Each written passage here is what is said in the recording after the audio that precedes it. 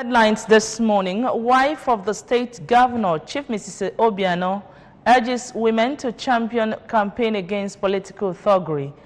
Morticians charged to uphold ethical conduct in performing their duties. Chief Justice of Nigeria, Justice Onoge, warns judges against issuing indiscriminate remand orders to police. On the foreign scene, U.S. President Trump defends use of tear gas on migrants at Mexico's border. Good morning and thanks for joining us on the news. My name is Nonye Nwokoye. Women have been urged to monitor their children and husbands closely to discourage them from political thuggery. The wife of the governor, Chief Mrs. Ebelechukwu Obiano, made the call during the maiden convention and fundraising ceremony of Catholic Women Organization of St. Benedict's Parish, Avomime Village, Enugu. Queen Anambra tells us more. Women have been urged to monitor their children and husbands closely to discourage them from political thuggery. The wife of the governor, Chief Mrs. Ebelechukwu Obiano, made a call during the maiden convention and fundraising ceremony of Catholic Women Organization of St. Benedict's Parish, Avomime Village, Enugu. Represented by the Managing Director and Chief Executive Officer of Trackers, Mrs. Ifeoma Madukasi, Chief Mrs. Obiano urged all to support the Obiano administration to enable it sustain the peace and stability in the state. Caring Family Enhancement Initiative, CAFE,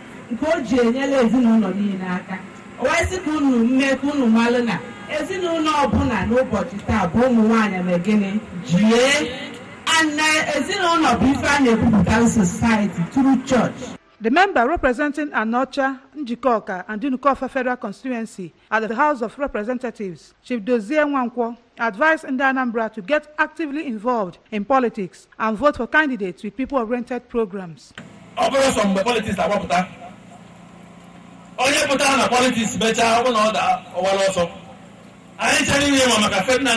Foundation.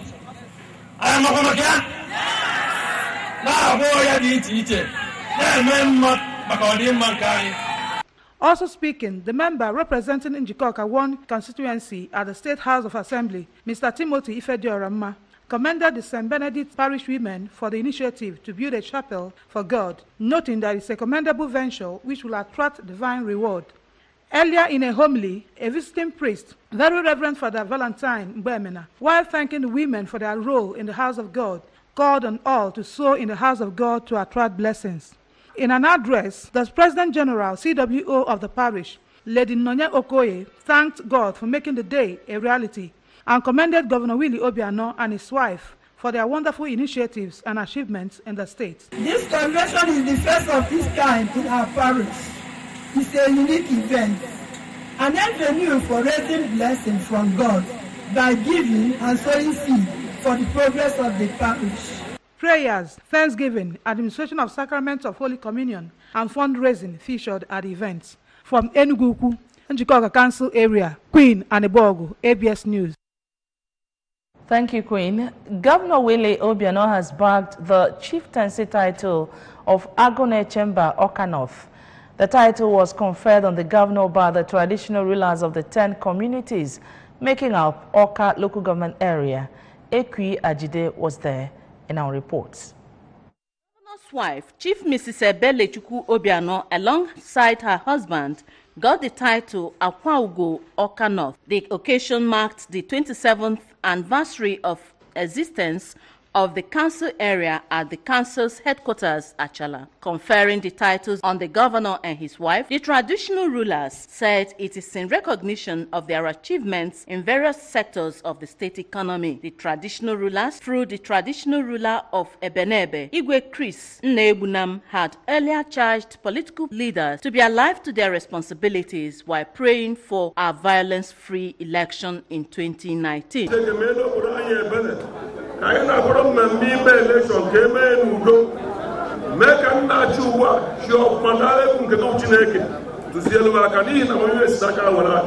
Responding, the governor, represented by the Senior Special Assistant on Security, Chief James Kwafo, applauded the increasing development in the area, promising that his administration will not relent in its strive towards good governance. On her part, the governor's wife, Chief Mrs. Obiano, represented by Barrister Vera Okonkwo, said the title has shown that Anambra appreciates her humanitarian services, assuring that she will strive harder to cater for the less privileged. As you can see,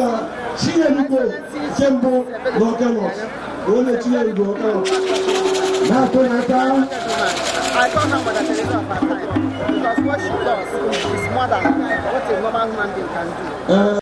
Earlier in his welcome address, the local government chairman, Mr. Ferdinand Onwuje, said he was motivated into recognizing those who contributed to making the council what it is today to inspire others to contribute their quota. According to him, Awka North has grown from strength to strength with favorable socioeconomic indices in almost all sectors of the economy.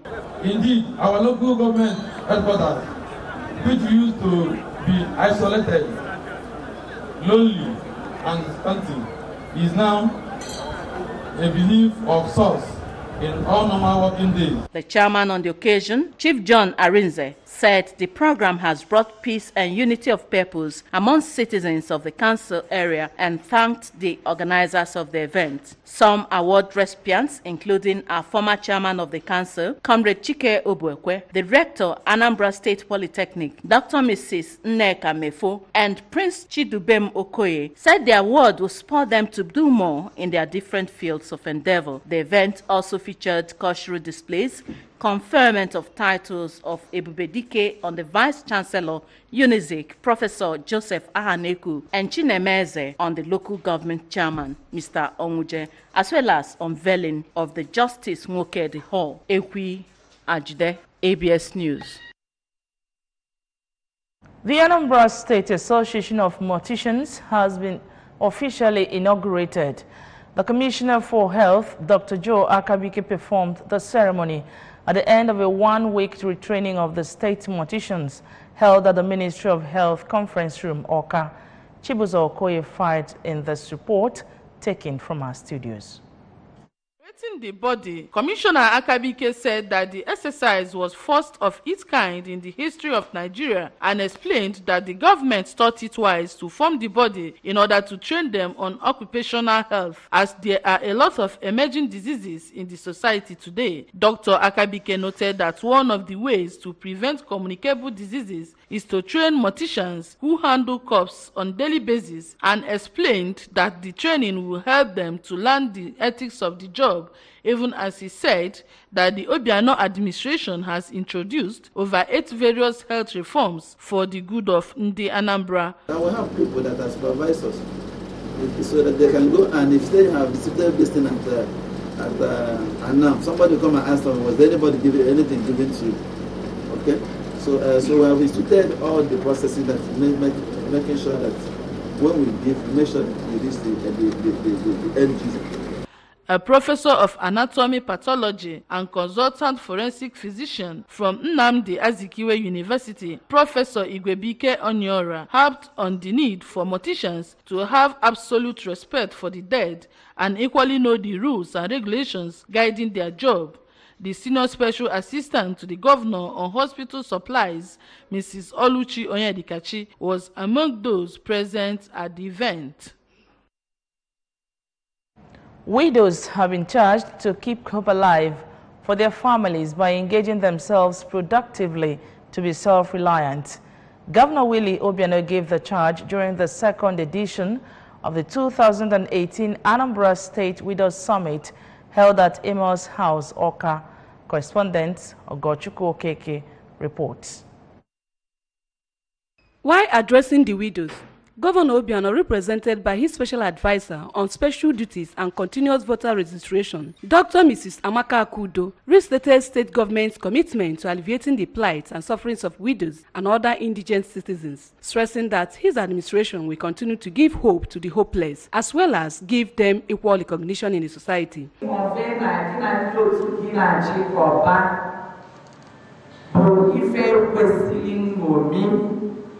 Makana metuaka na ndi okazinjo na society, the vulnerable widows and the less privileged. na-aga n'iru na-agba mbọ ịfụ na fasonyekwala ọfụma dịka ndị otu fama dị ibe fa na-akaba na-echange their lives, na-improve their welfare.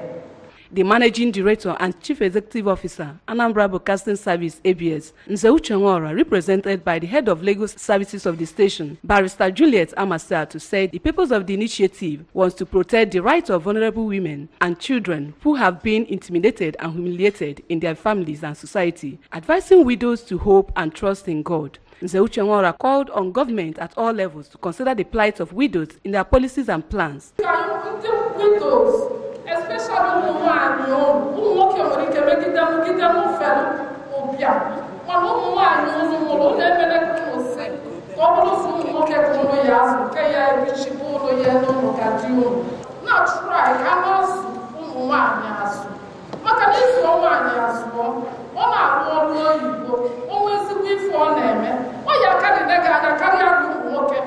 The Special Assistant to the Governor on Environment, Mr. Stanley Nkwoka, maintained that vulnerable women in the society should be treated with love and compassion, adding that all hands must be on deck in order to stop obnoxious practices against widows and canvass for the promotion of women's affairs.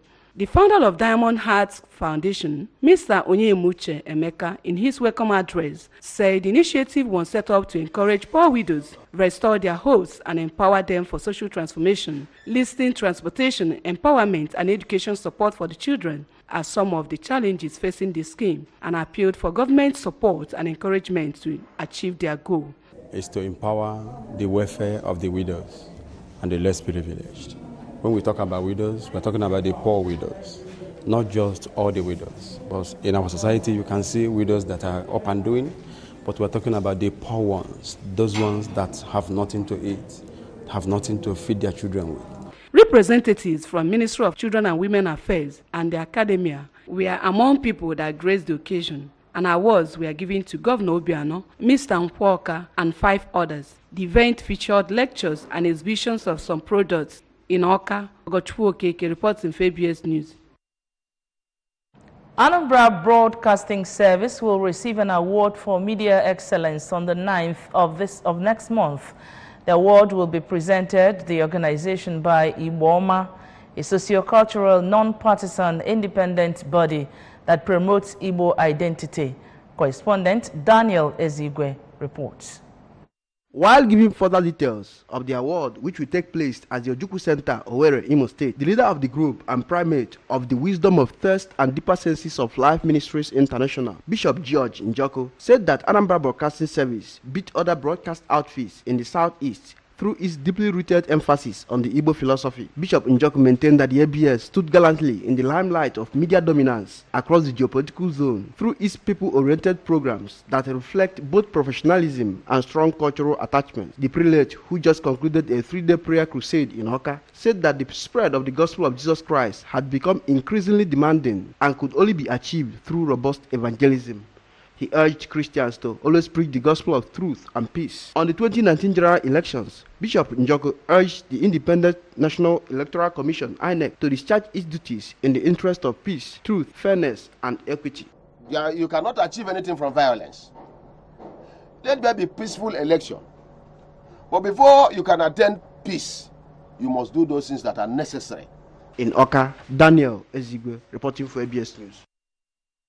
And now from the national scene, the Chief Justice of Nigeria, CGN, Justice Walter Onoge, has barred judges from issuing what he termed as reckless remand orders to the police, saying the level of congestion of prisons in the country has become a national embarrassment.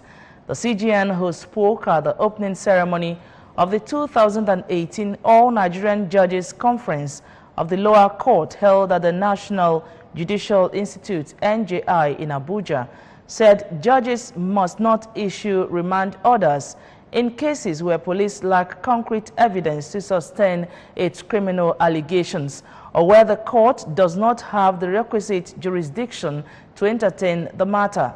More so, Justice Onoge said there was urgent need for a thorough and comprehensive reform of the justice sector to curb unnecessary delays and ensure access to justice at affordable costs.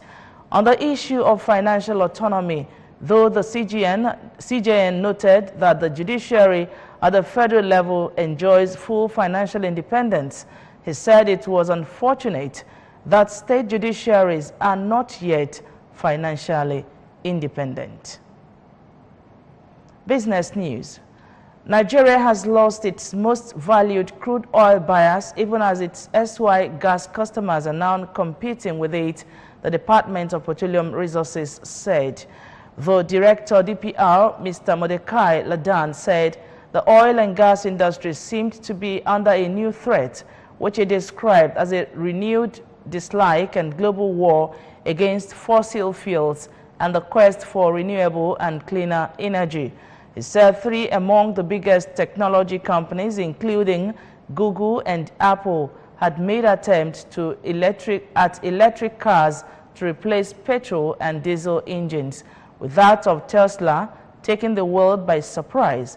Ladan noted that some of the big international oil companies are funding gigantic researches into alternative fuels, which include the use of cheap common algae. Now, foreign news. U.S. President Donald Trump has defended the use of tear gas on a crowd of migrants, including children, trying to cross the U.S.-Mexico border. Border agents were forced into action because they were being rushed by some very tough people. Mr. Trump said critics have accused the Trump administration of a draconian response, while Mexico has demanded the U.S. investigate its use of tear gas.